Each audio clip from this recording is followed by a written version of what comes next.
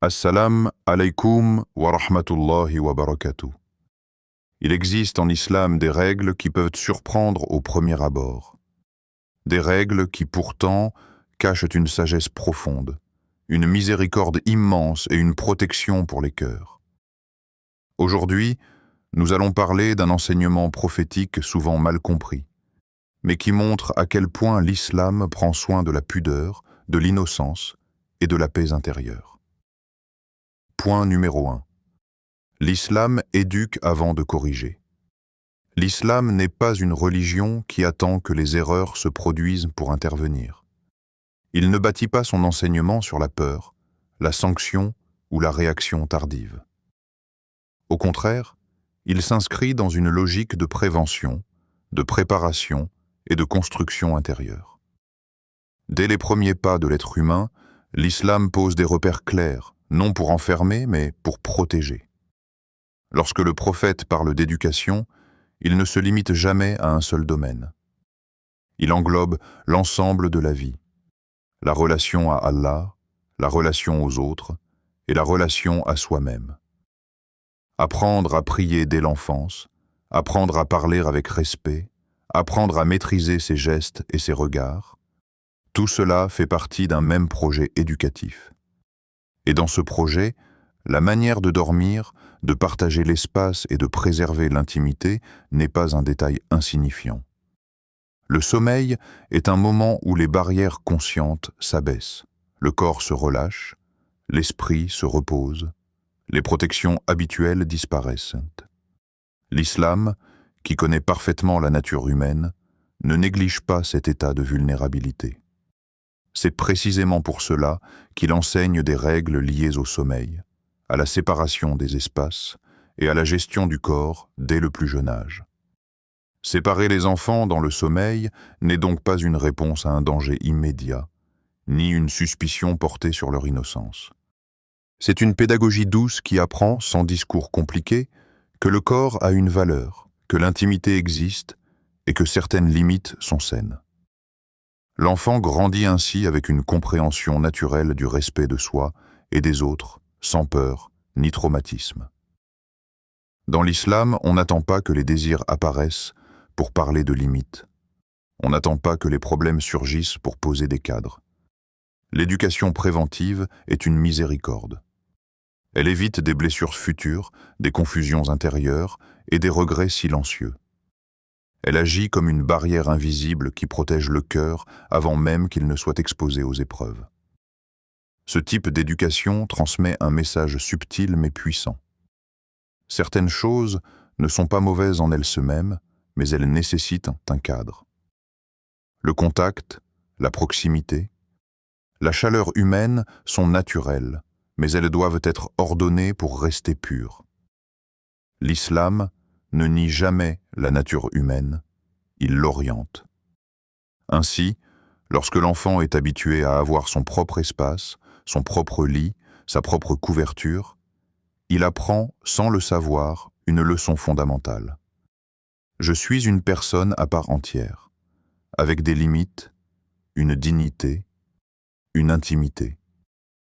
Cette leçon s'imprime profondément, bien plus qu'un long discours prononcé à l'adolescence. L'éducation islamique agit comme une semence plantée tôt. Elle pousse lentement, parfois de manière invisible, mais elle donne des fruits solides.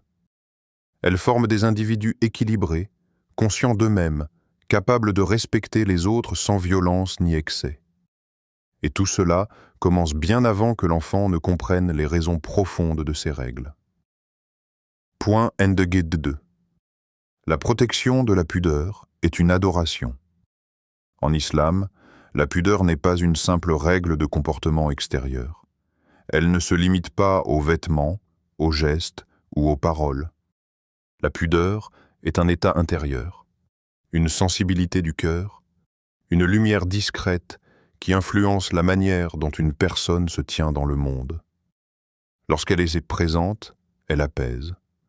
Lorsqu'elle disparaît, le cœur se trouble sans toujours comprendre pourquoi. La pudeur façonne la relation que l'on entretient avec son propre corps. Elle enseigne que le corps n'est ni un objet banal, ni une source de honte, mais un dépôt confié par Allah. Le respecter, le protéger, préserver son intimité, c'est reconnaître cette responsabilité silencieuse. C'est une forme d'adoration qui ne se voit pas, mais qui est profondément sincère. Même entre personnes du même sexe, l'islam invite à cette vigilance douce.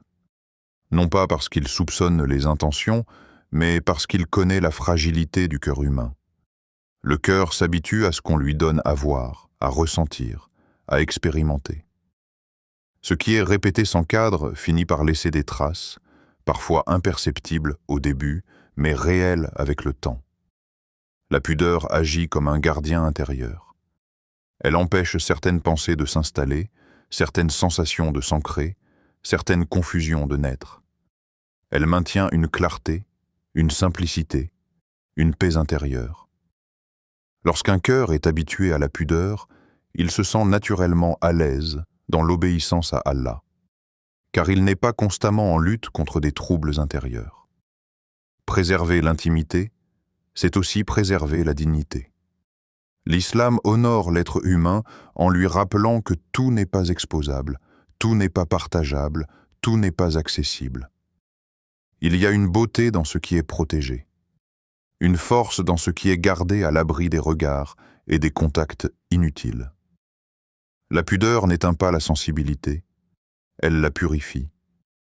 Elle ne durcit pas le cœur, elle le rend plus fin, plus attentif, plus conscient. Une personne pudique développe une relation plus profonde avec Allah, car elle agit même lorsqu'aucun regard humain n'est présent. C'est là que la pudeur devient une adoration sincère, dénuée d'ostentation. Lorsque cette valeur est transmise dès l'enfance, elle s'ancre naturellement. L'enfant n'a pas besoin de comprendre tous les enjeux. Il ressent simplement qu'il existe des limites rassurantes, des espaces personnels, une dignité à préserver. Plus tard, cette pudeur deviendra un refuge intérieur face aux tentations, aux excès et aux confusions du monde. Un cœur nourri par la pudeur est un cœur plus stable, plus apaisé, plus réceptif à la guidance divine. Il trouve sa sérénité dans la proximité d'Allah, car rien ne l'agite intérieurement. La pudeur devient alors une lumière silencieuse qui éclaire chaque comportement, chaque choix, chaque relation. Point ondege 3. L'islam ferme les portes avant le danger. Il y a dans la sagesse divine une connaissance profonde de l'âme humaine.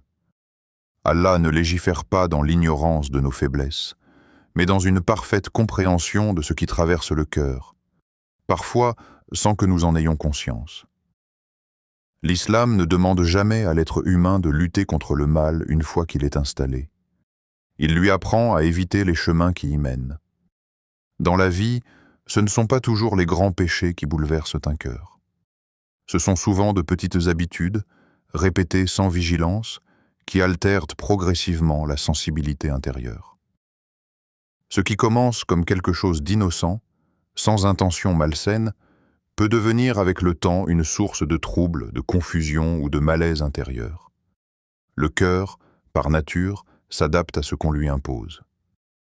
L'islam reconnaît cette réalité avec une lucidité remarquable.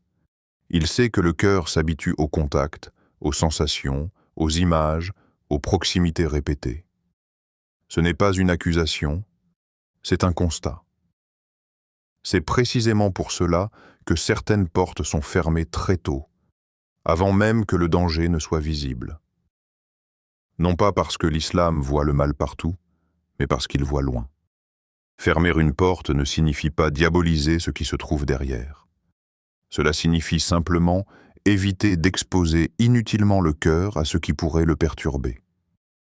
Comme un parent qui empêche son enfant de jouer près d'un précipice, non pas parce que l'enfant est mauvais ou imprudent, mais parce que la chute serait irréversible. Cette logique de prévention est une marque de miséricorde.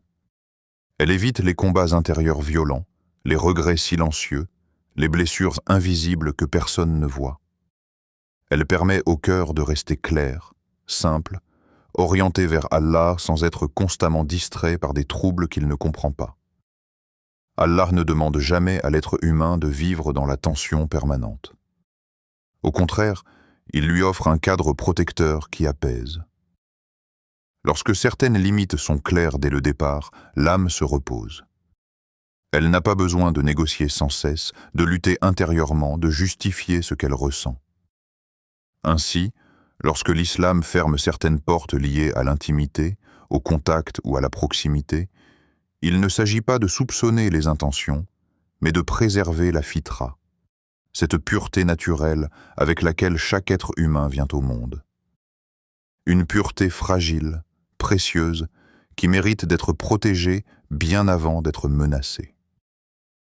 Point numéro 4. Une religion réaliste et équilibrée. L'islam n'est pas une religion idéale réservée à un monde parfait. Il s'adresse à des êtres humains réels, avec leurs contraintes, leurs limites, leurs difficultés matérielles et leurs contextes variés. C'est pour cela que ces enseignements sont profondément équilibrés, loin de tout extrémisme ou rigidité aveugle.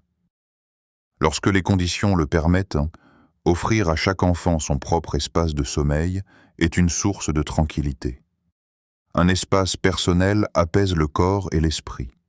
Il favorise le respect de soi, l'autonomie et une sensation de sécurité intérieure. L'islam encourage ce qui est bénéfique et apaisant pour l'être humain. Mais l'islam ne ferme jamais les yeux sur la réalité. Il sait que toutes les familles n'ont pas les mêmes moyens, les mêmes espaces, les mêmes possibilités.